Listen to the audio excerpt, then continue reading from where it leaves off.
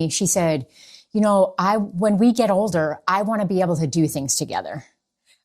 And that's kind of what got me in the heart. Yeah. Another moment of clarity. Yeah. And that really went straight to my heart.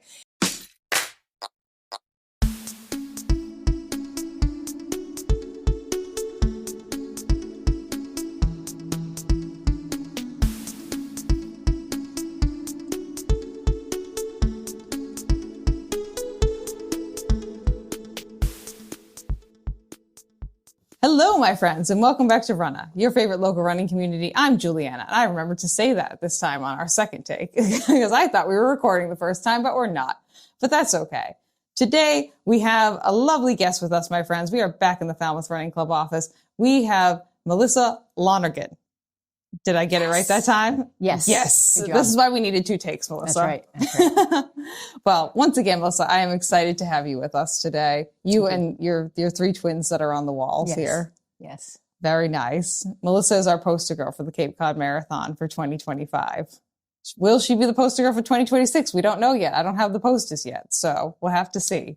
Well, I'm hoping that Kathy will root for me to be on that poster. Yeah, I think so. You took a really great picture. I will say the only people you might be scooched out by are the 2 girls who did a chest bump in the middle of the race last year. That was a great picture. They saw Ryan, our photographer, and just in the middle, just like huge chest bump, right in the middle of the road. I was like, that's cool. That is cool. So they might eke you out a little bit, but you got to let Denise know so that way you guys can do that this year. Exactly. Yeah. Exactly. You got to one up. We'll plan to do something interesting. Like the pom. Did you? Yeah, the pom-poms. Yeah, you did the pom-poms at the Falmouth Road Race. Yeah. I think what you got to do is one of those cartwheels where one of you grabs each other's legs. You do a 2-person cartwheel. Oh, yes. That will get you a one-way ticket to the poster. Well, Melissa, I'm excited to have you with me today. Thank you. Yes, let's learn about Melissa. Let's learn about Melissa. So you started running before I got sober. So before 2007. So where did you just start recreationally? Did you just were you at school or like college or something, or just working a job where you're just hey, I would like to start running? So I was living in Colorado doing an AmeriCorps program. Oh, okay. And that's when I started running.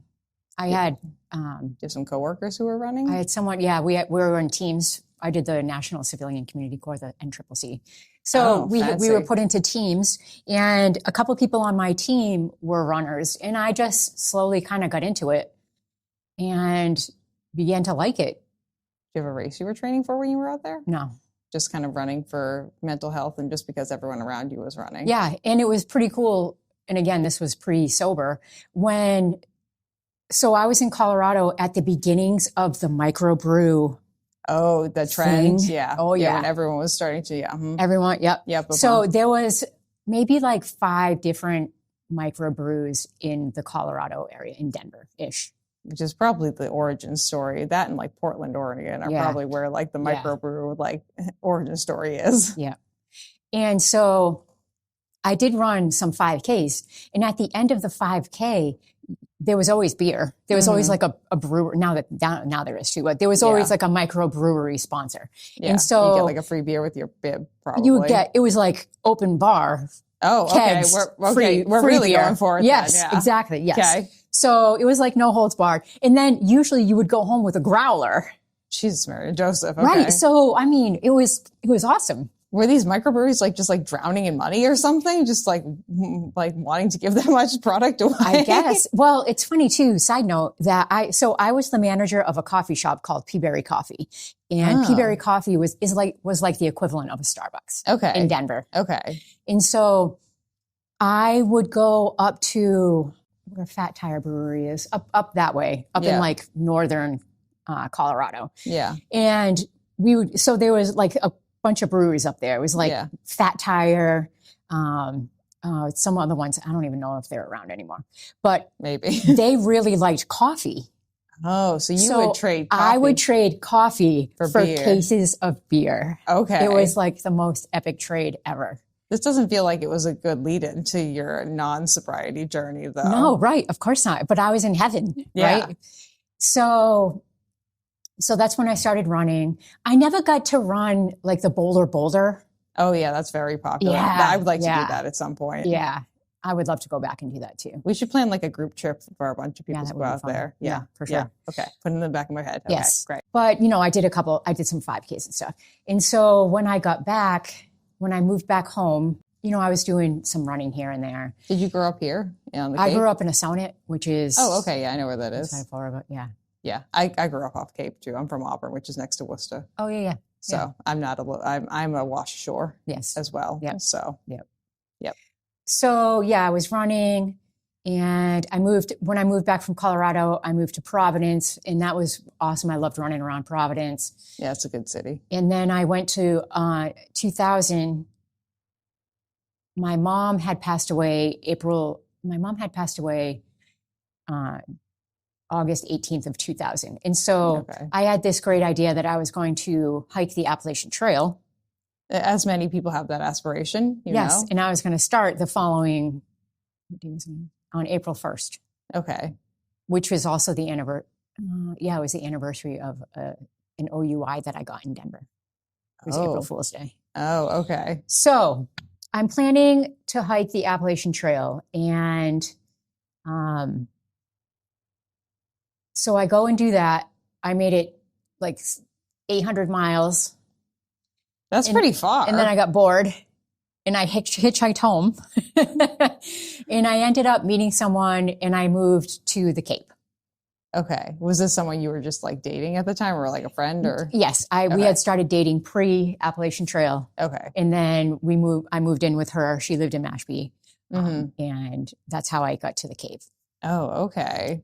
What was the Appalachian Trail like for you? Like, it sounds like you were like used to being in like mountainous areas from being in like Colorado and stuff. Well, the funny thing is that I wasn't in tip top shape when I lived in Colorado. I would do some hiking. We hiked. So I don't know if you're familiar with AmeriCorps, but so we were based out of Denver. Okay. And we did projects all around the Rocky Mountain region. So I did it you can do it for 2 years. I did it for 2 years. The last project that we did was in New Mexico. Oh, okay. And there were 3 projects in one. The first project was on a spiritual commune. Okay. In the Sangre de Cristo Mountains. Okay. So you're like in the mountains then. So we were in the mountains. And our team, a couple of people on our team, so we were like hiking. I was into hiking and stuff. Mm-hmm. And so we actually hiked Wheeler Peak, which is the tallest peak in New Mexico. Mm. And that was like 12,000 feet. Wow. That's a lot of feet. Yeah. So we were getting exercise that way. Yeah. That so you were hiking. You were used to some hiking, but maybe not 800 plus miles of hiking. Right. Yeah. So I was hiking between probably 10 to 15 miles a day, with my longest hike being maybe 20 miles. Okay. Was that kind of what sparked you into like the long-term endurance stuff? Or do you think that came later down the road? That came later down the road. Okay. So we moved down the Cape. We're living with this lovely lady in Mashpee. Yes. And what happens after that? So I start running. So I was running more regularly then. I was training for the Hyannis Half. Mm-hmm. I didn't really train well enough. So it was really hard. It was really cold. And at the end of it, the weather of that race is never great. Yeah. I didn't know anything about running any type of distance. I did 5Ks. So I didn't know about nutrition, hydration, anything like that. Uh-huh. So when I stopped, when I finished, my body did something, and I thought that I had lost my mind. Legitimately lost my mind. Yep. Really? Yep. What did it feel like? It felt like I couldn't think straight. I was like dizzy. Oh, so you were like probably pretty dehydrated. Yeah. Like really bad. Yeah. That's what it sounds like to me. Yeah. Because I've been that way too. When I ran Chicago, I accidentally made dehydrant tea for myself, which means, you know, those little silica packets they put I left that in a water bottle accidentally overnight. And so I drank that liquid that had been like soaking in that. And so I drank that and I physically like dehydrated myself from the inside out. I almost smashed my head on the L train because I fainted on the L train. Oh my God. It was a wild time. That shit. Yeah. Luckily, I'm okay. And I did not like crack my skull. So we're all good on that side of things. Yeah. But yeah, it makes you feel real freaking funky. And like, you don't realize what it is until you're out of that dehydrated state because your brain is so just like shrunken up and like, if like not okay. Okay. So you finished the Hyannis half. So I finished the Hyannis half.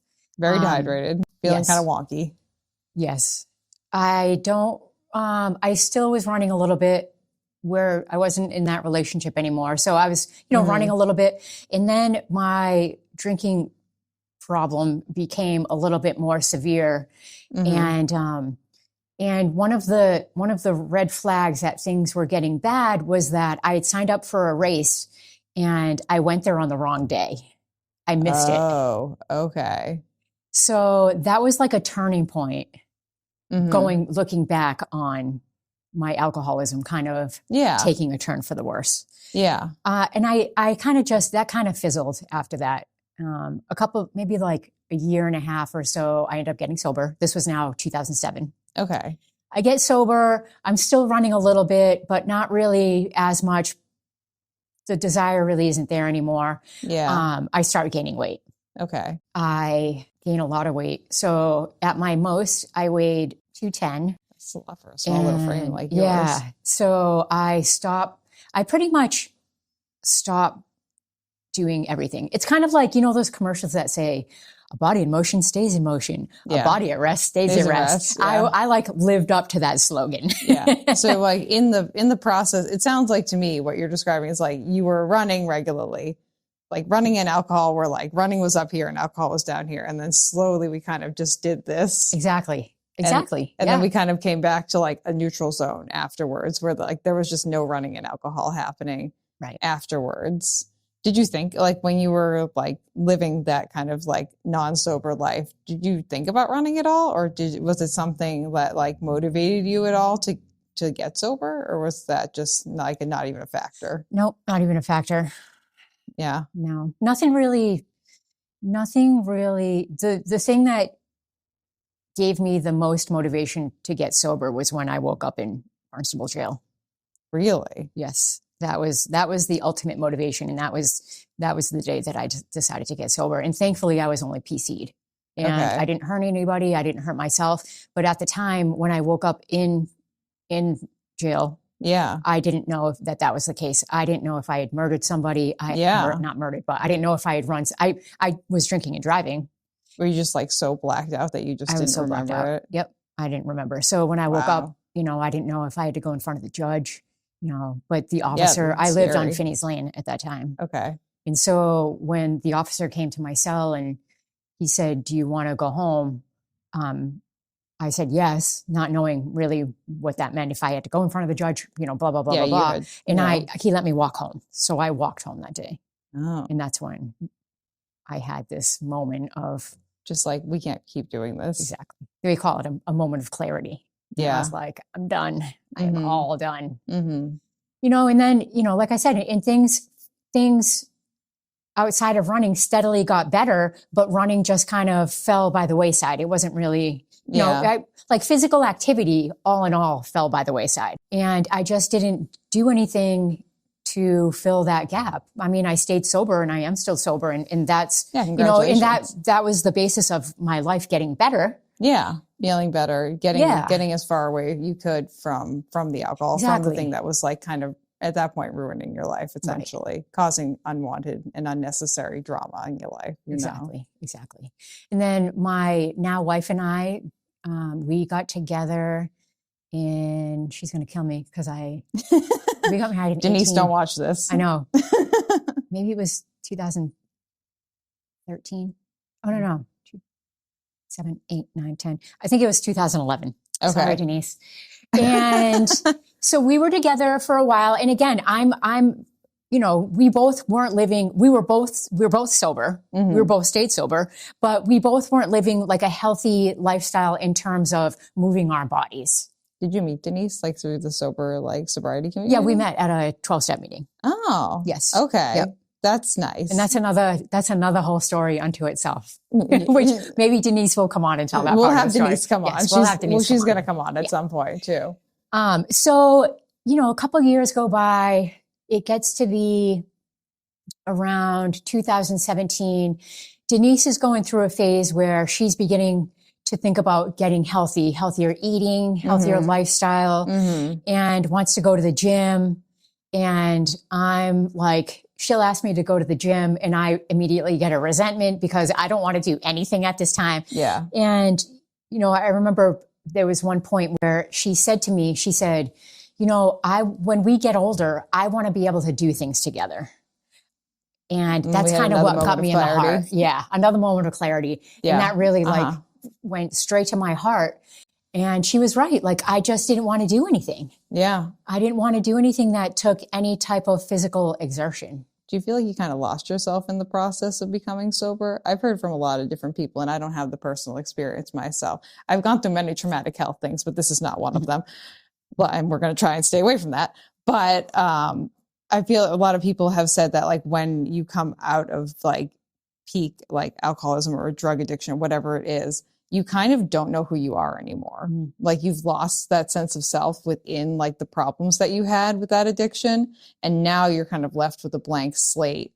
And that can be really overwhelming. I feel like when all of a sudden people are like, you can be whatever you want to be. And you're like, but what do I want to be? I don't know what I want to be. Right. That's a good point. And I have hered that happening to some people. That's personally not my story. And, and it's funny because when you say, you can be anything. What do you want to be? My first reaction is, I want to be kind. I want to be helpful. That's a nice reaction. I want to be empathetic. I want to be the person that I was brought up to be because that's how my parents were. Yeah. So I knew I knew that part of me was there. But when I was drinking alcoholically, my ego, my self-centeredness, all of that took over. Yeah. And when I stopped drinking, all of those qualities came back or presented themselves in a way that I could be healthy. And, it's kind of, they say, we have a bunch of slogans in 12-step programs. Yeah. And one of them is, I'm not a lot, but I'm all I think about. Something like that. Like, something like that. Yeah. And it's true. It's like, when I was drinking, I would only think about myself, and now that, for lack of better terms, I have my shit in order, I have my life in order, now that allows me to be able to focus on other people and just make more of an effort, I guess. And it's not even, I guess it doesn't even become a mindful effort. It just becomes a way of life. Yeah. If that makes sense. It sounds like the more you take care of yourself, the more you're able to take care of other people. Perfectly said. Yeah. Just like that self-care.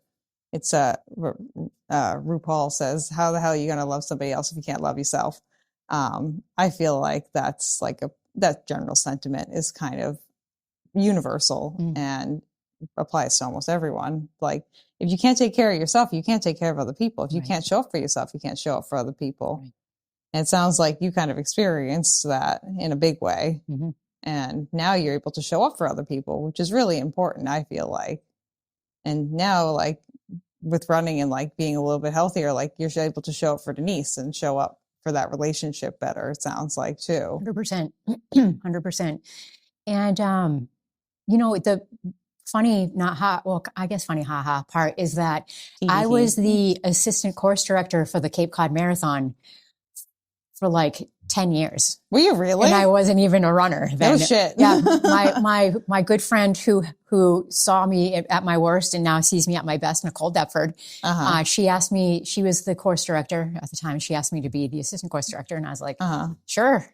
Why not? So we rode around in the trail car for years and years and years together. And it wasn't until after I stopped doing that I started, running more at that point.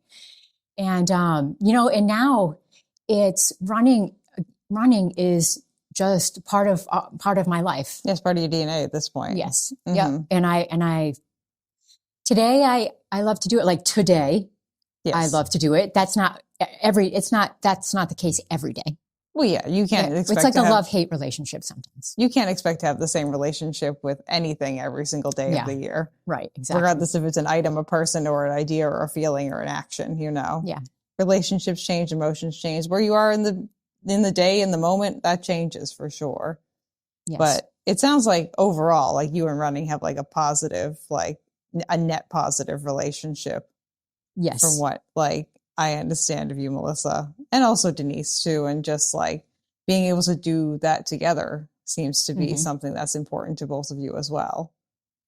Yeah, it absolutely is. And we're morning runners. I'm a morning runner too. So we're out the door by 5:30-ish. And that's, that whatever, 45 minutes to a little over an hour is the time that we talk. We talk about what's, things that might be bothering us. We talk about what we want to get at the grocery store. We talk about what we want to do with the house, future vacations, but that's a time that we really get together and we don't, we're running. So we're not on our phones. We're not doing this, that, and the other. We focus on each other and what we're talking about. You know?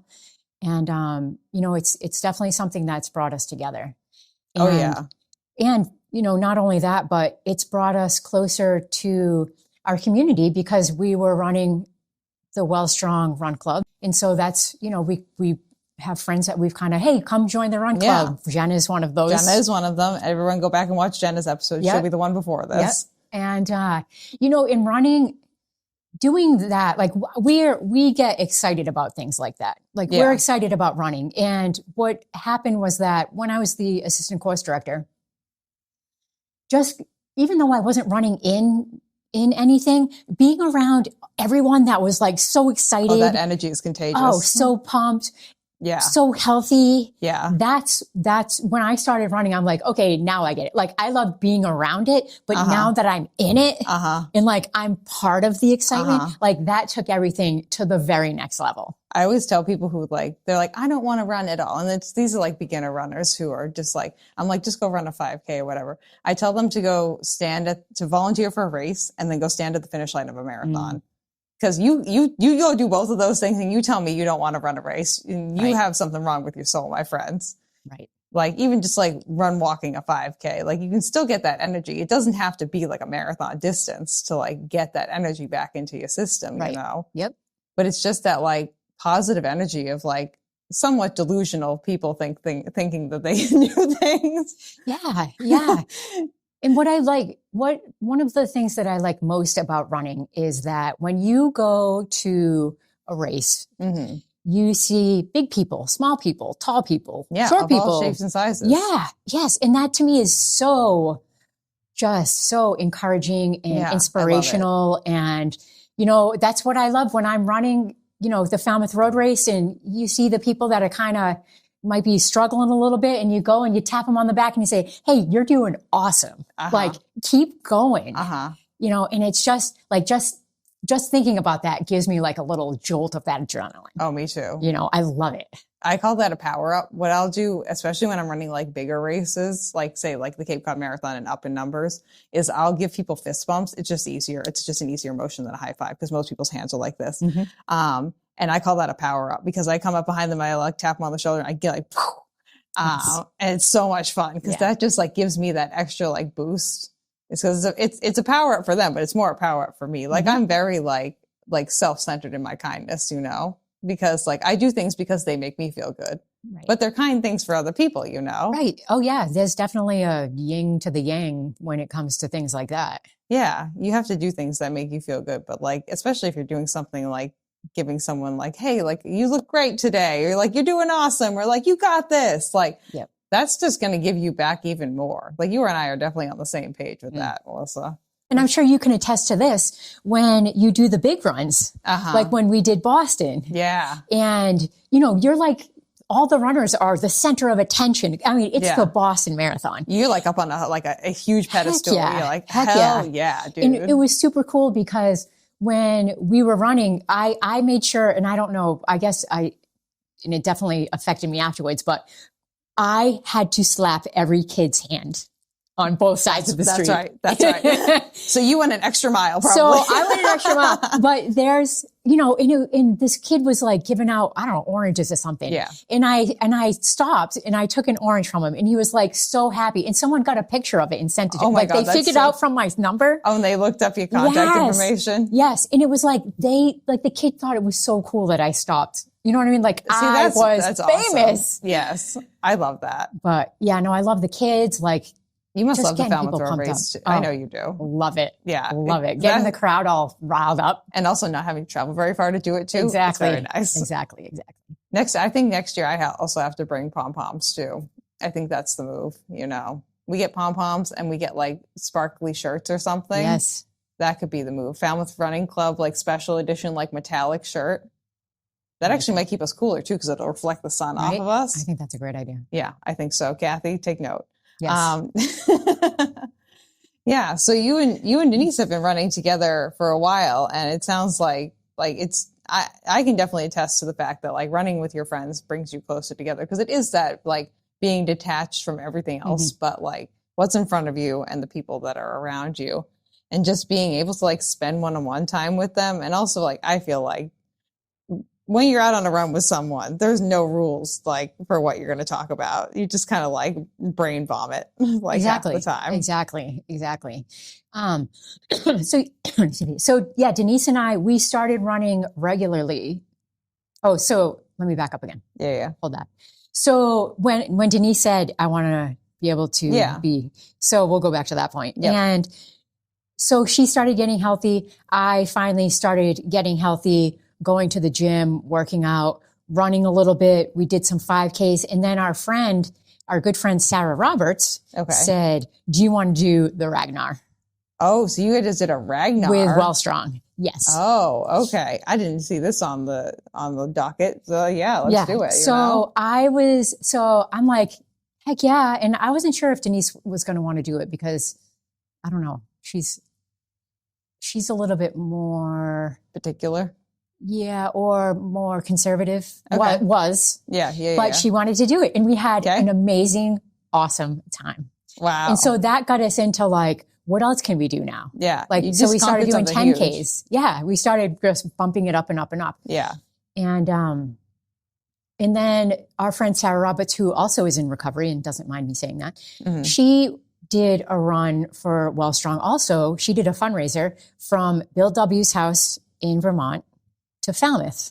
Oh, wow. So we started with her. Yeah. So we started with her in Vermont, and we ran, I don't even know how far we ran with her that first. So we were running intermittently with her down the line. Yeah. But it was awesome, because one of the times, I was in such good running condition. I was like a machine at that point. Yeah. Where she would say, she would call me from one of the town she was in, and she would say, I'm having a tough time. And I'd be like, do you want me to come run with you for the next 10 miles? Yeah. And she would say, yeah. And I would go run with her for the next 10 miles. Like, it was like that. So that was super cool to be able to experience that with her, and just kind of be able to support her in that way. Yeah. And yeah, so after that, we ran the 2 Boston marathons. We ran the one right after the pandemic. So we ran the one with the reduced. Oh, I was in that one too. Field. Yep. Yeah, the fall one. Yes. Yes. And then we ran the one 6 months later, because we didn't know that you really shouldn't, or it's not advised that you run 2 marathons in 6 months. Although people run like 7 days. Yeah, it just depends on your body and what shape you're in at that point in time. But yeah. So we ran that one too. We both, Denise and I, got bibs through Gosnold Behavioral Health, which is my employment where I work. And that was amazing. And then, we just run random half marathons and 5Ks, and we run for medals, of course. If there's medals, that makes us more inclined to run. To show up and to get a big shiny medal. Swag. We always run for the swag. I like it. But, but now that it's part of our lives, it's good, and it really, again, it starts our day off well. Doing something for ourselves, breathing in air. Some of the only times that we don't run in the morning is when it's below 20 degrees. Yeah. Or if it's icy. Like icy. Yeah, stuff like that. But, it's just become another way of life for us. So, I hope to do it forever. Now you're a sobriety coach, Melissa, correct? Yep. Recovery coach. Recovery coach. Is this something like the lessons you learned and ideas and like things you've learned from running? Is that something you bring into that clientele, that job that you have? Yeah. What's nice about my job is that it's completely outside the box. So it's a peer-to-peer program. So in my role, I'm just one person that has some letters from, whatever trainings and certifications and stuff, helping another person, another person in recovery, helping another person who's learning how to be in recovery. So, it's nice because I'm kind of like an outside the box person anyway, I'll be like, do you want to go for a run? Are you interested in running? So I run with them, we go for walks. I try to incorporate healthy activities into my coaching, kind of the way I do my coaching. Yeah. Not all of the coaches do it like that, but, I think it's pretty important. So I try to instill that, mind, body, spirit makes us a complete, kind of like a complete person. When you have all those in line, it's an amazing existence. Yeah. And, so I definitely try to incorporate running, stamina, good choices, things like that. Yeah. I mean, running can definitely be a powerful tool to like help people, and just like movement in general, even just like walking, or if someone prefers to bike or like go to the gym, whatever their preferred form of movement is, like including that in like any kind of recovery, whatever we are recovering from, I feel like is something that's not only like kind of gets you out of the box a little bit, breaks you out of your shell, but it's just like healing to just move your body. Definitely. And like reclaim your own body in a way, I feel like. And when you feel good in your skin, like there was so many years that I didn't feel good in my skin. Like I just didn't like myself. Yeah. And now now that I've gotten healthy, sober wise, not putting that toxin into my body, I've gotten healthy physically, mentally, spiritually. I like to, when people ask how my recovery is, I tell them I've reached the cruising altitude, like when you're on a plane, and I'm just trying to stay there, above the clouds with no turbulence. And if I can stay at that level, that would be great. I know that that's not the case, that, life happens, on life's terms. If you go up and down. Yeah. But I have the tools now. I've developed the tools, and I have the mindset, and I have friends and, my support system that, when life on life's terms happen, I have people to support me and help me build me up again if need be. Yeah. I feel like running also brings, as well as the sobriety community, brings like a lot of like just general community into your life as well too. Like I'm 100% sure you have a lot of friends that you've made through the sobriety community. I know this for a fact. But I'm sure your repertoire has definitely been rounded out by like the running community as well too. And just being able to have like a multifaceted support team is, I feel like, really important. And I speak that from my own personal experience, having a lot of like random health issues. So it's definitely important to have that, because you don't realize how important it is until you go through one of those harder times and you don't feel like you can do things anymore. And then all of a sudden the people in your life step up and they're like, I got that for you. And you're like, that's really nice. Yes, exactly. Exactly. And to be that person that offers the help to someone that needs it. Exactly. Be there. Yep. Yeah. I get a lot out of that too. Just being able to be the person who's like, yep, I got you. Like, no problems. You got it. Sometimes you can't be the person because you are going through a thing too. Right. But like, if you can be, it's nice to be able to be that person for sure. Exactly. Now, do you have any goals for your running coming up? We going to do any big races where we like that cruising altitude of those like good half marathons? Well, Denise and I were toying around with doing an ultra. Oh, okay. Did you have one you want to pick out? No, we're still toying around with the idea. I think once the weather gets consistently nicer and we can do more longer runs, like. You want to come run Ghost Train? To the fall. In October. And it's after the Cape Cod Marathon. Is it? I'll ask Denise. It's a 7.5 mile out and back up in New Hampshire, on a semi-flat bike path. So you just have to you can sign up, if you sign up for the 30-hour one, you just do as many, because the one out and back counts as like one go. As long as you do one 15-mile segment, you count as like finishing, and then you just do as many of those as you want. Oh, wow. We'll have to get the deets on that. Yeah, I'll send it to you. Pretty interesting. I feel like, I mean, I know a lot of people have run it before. I haven't run it yet. I'm running it this year because I want to do 60 miles because I've not conquered the 50-mile distance yet. Did the 50K, got to 27 miles on my 50-mile attempt in the fall. So we'll see how that goes this year. But, yeah, it seems like pretty like starter beginner friendly. Yeah, that's what we mean. It's not like one of those crazy mountain ultras where you're kind of in the White Mountains, like 4,000. Yeah, 4,000, doing multiple 4,000 footers. Right. So that could be, I'll send you the details on that later, because I'm staying with my friend who lives up there, and I think she's going to bring some other people to cheer. So we could start a whole we get a bunch of people together. Yeah, we all go up to, it's like 2 hours away. It's like right on the New Hampshire border in Massachusetts. So could be an option. Yes. Yep. But yeah, I think you guys could do it. I mean, why not?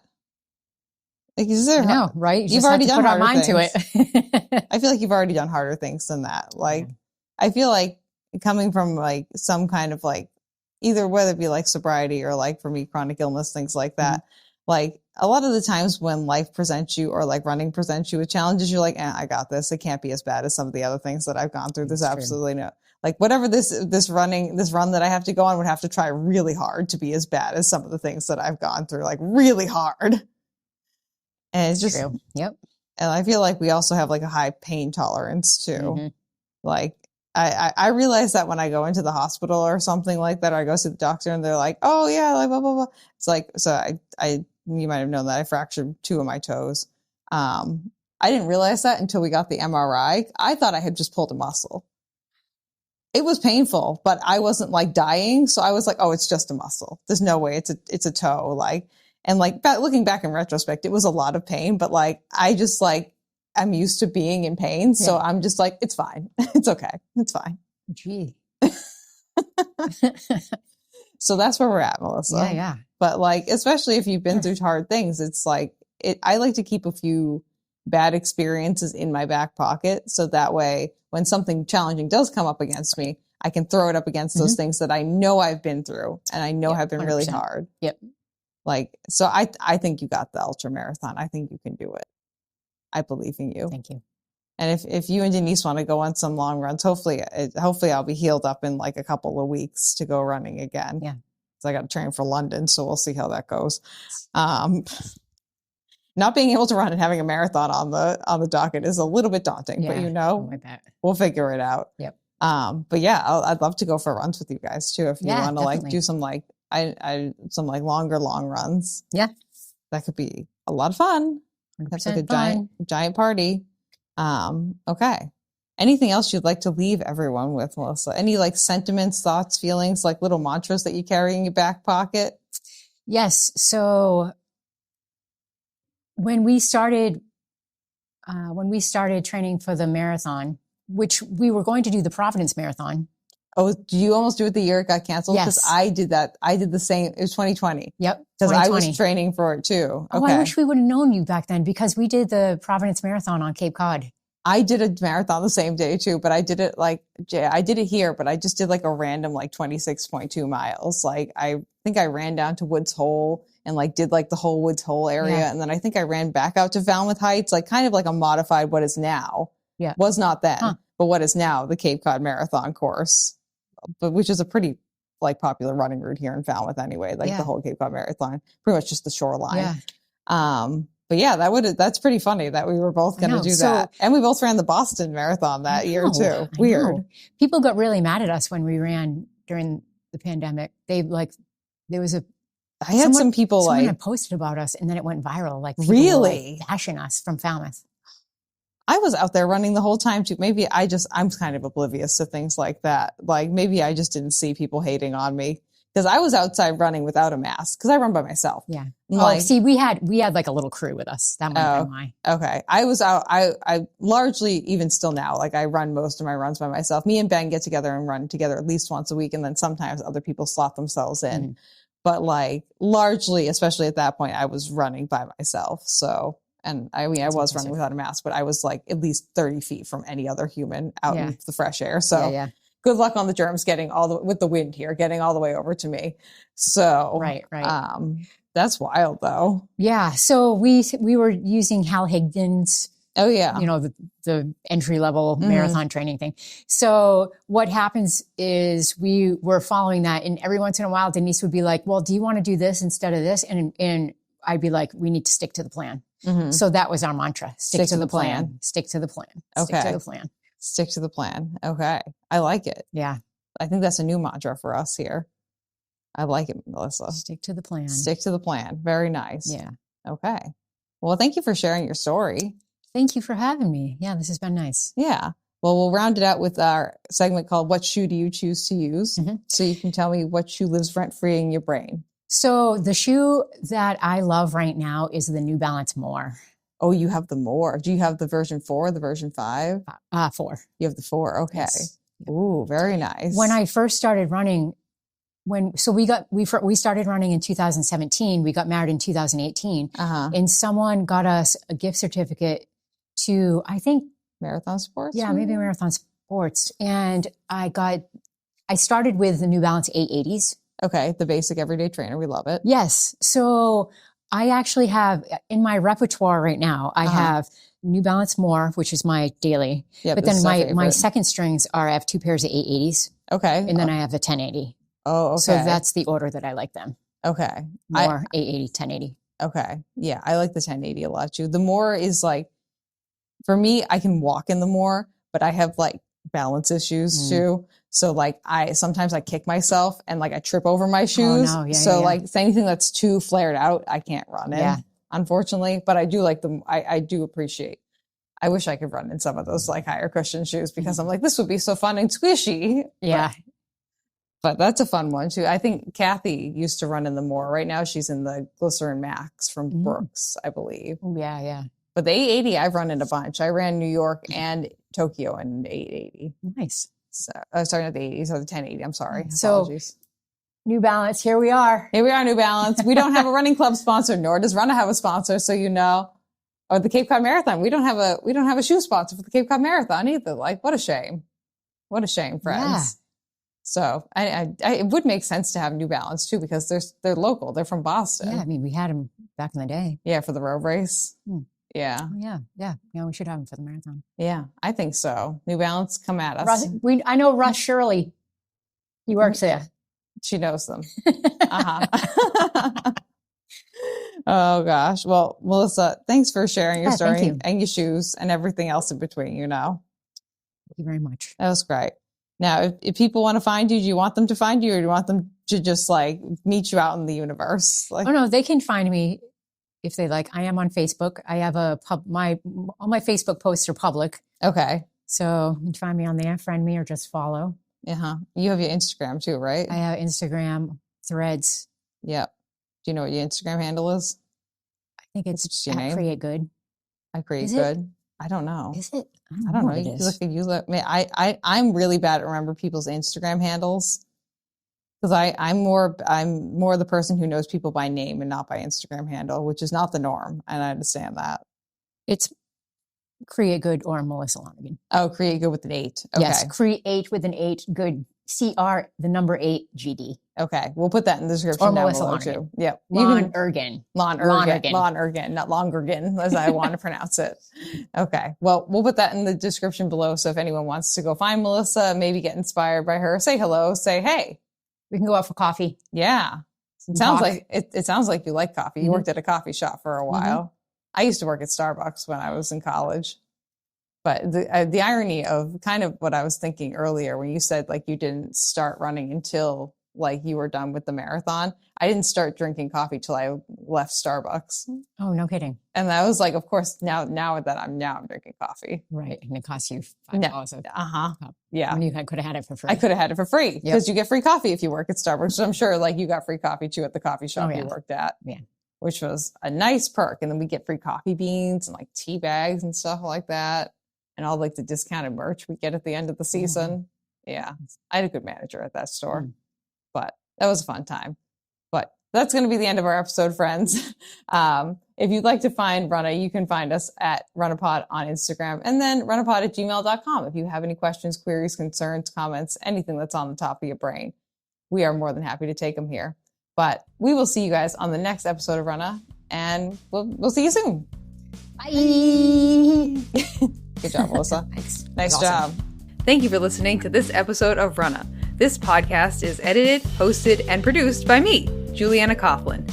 Brought to you in part by the Falmouth Running Club and the Falmouth Community TV station. If you'd like to connect with us, you can find us on Instagram and on TikTok at RunnahPod, and you can send us an email at runnahpod@gmail.com.